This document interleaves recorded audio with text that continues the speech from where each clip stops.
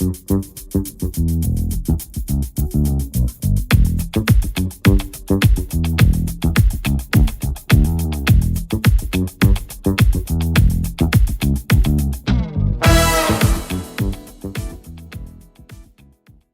en esta nueva emisión de Escaparate vamos a tratar un tema que es interesante, y más ahora en el país, el tema de la diversidad, el tema de todos aquellos que son diferentes. Hablaba yo hace poco con una increíble amiga que es además promotora cultural y activista de Actopan, que me comentaba de que ella, cuando se ponía zapatillas, se sentía empoderada.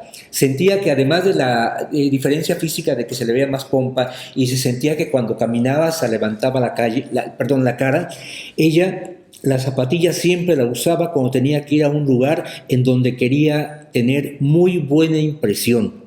Y esto me lleva al tema de que, bueno, ¿por qué incomoda tanto a la gente que alguien use una zapatilla? Como es el caso del magistrade que ahora dicen que se murió porque fue... Bueno, ya no digo más. Mejor demos la bienvenida a nuestro invitado de hoy, que es Travis Filobello. Muchas gracias por estar. Gracias por el espacio. Travis, ¿tú qué opinas acerca de este suceso nacional? Que realmente es interesante porque se está haciendo un señalamiento a alguien que hay muchas voces, porque uno ve en redes y vaya, muchos lo están sepultando porque dicen que él se lo buscó, que era realmente un exhibicionista.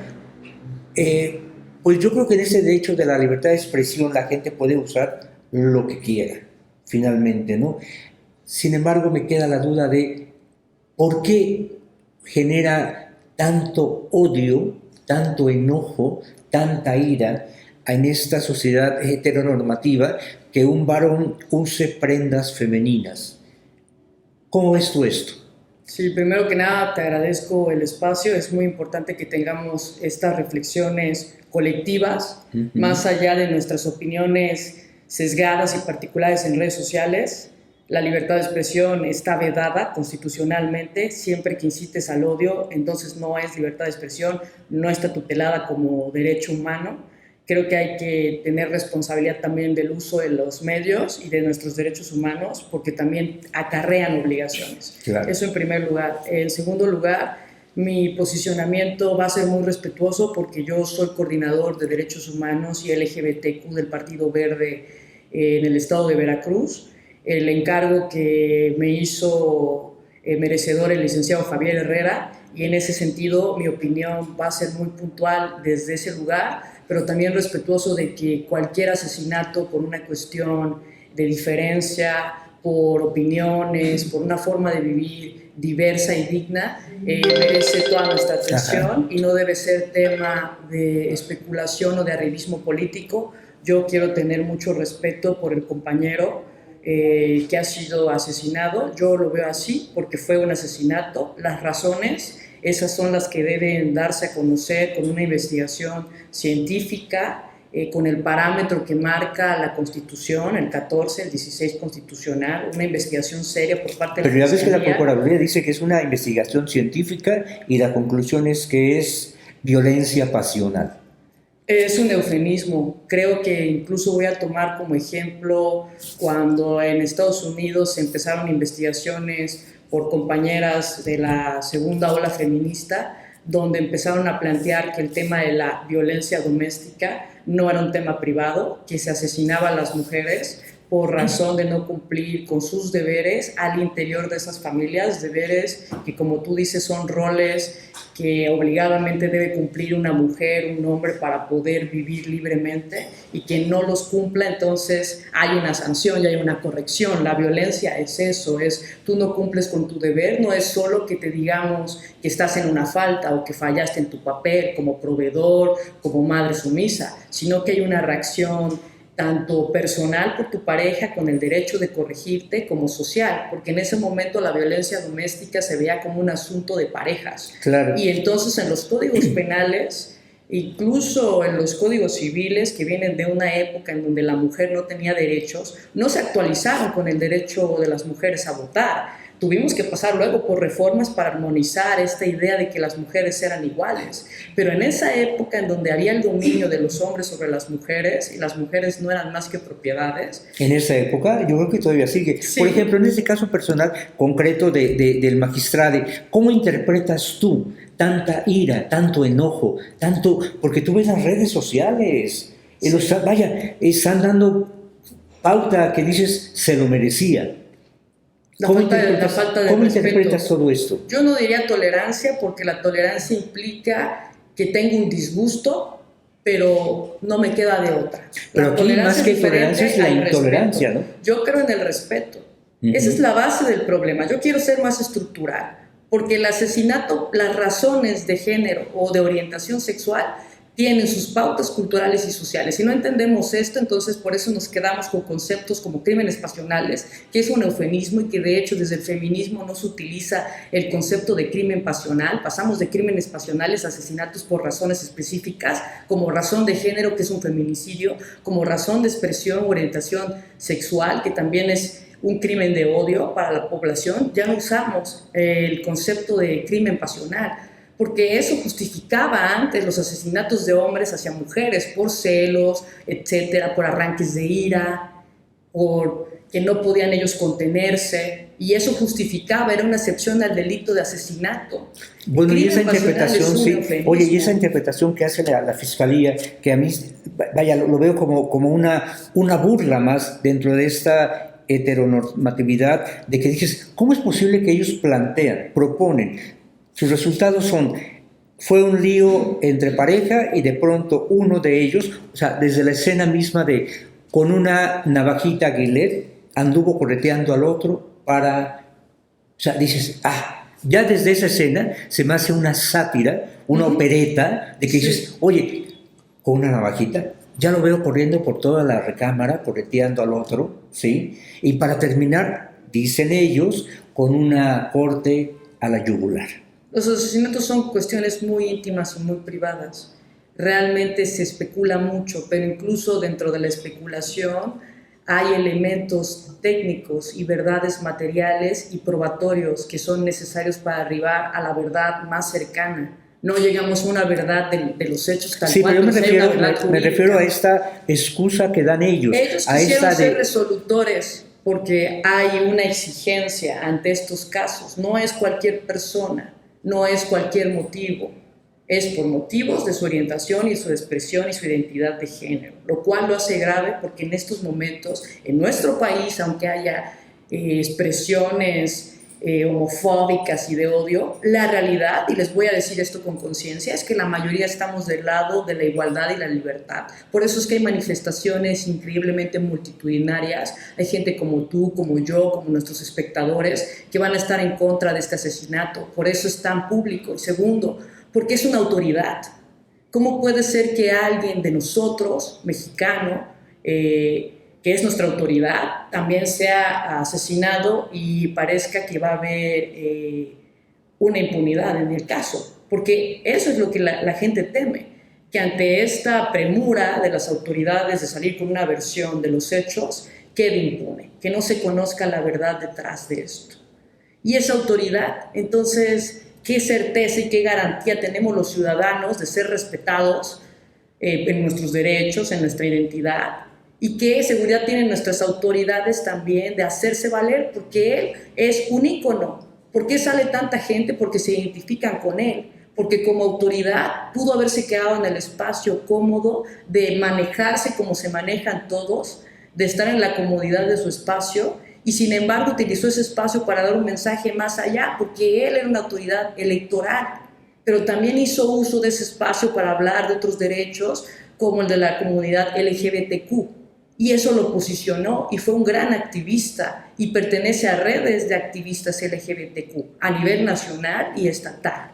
Eso lo hace más grave porque es un delito en donde se tiene que escatimar, sino también lo asesinaron por su activismo, lo asesinaron por su función como autoridad, lo asesinaron también por ser un compañero con una identidad diferente. Son varios elementos que se conjuntan. Claro. Para decir a primer momento, en menos de 48 horas, el móvil y cómo fue totalmente el asesinato. me parece una imprudencia, me parece que eso no es debida diligencia, que eso no es procuración y administración imparcial de justicia y que los principios del proceso penal no se están cumpliendo. Sí, coincido, porque realmente esta violencia pasional que dicen ellos es realmente una nueva mentira nacional.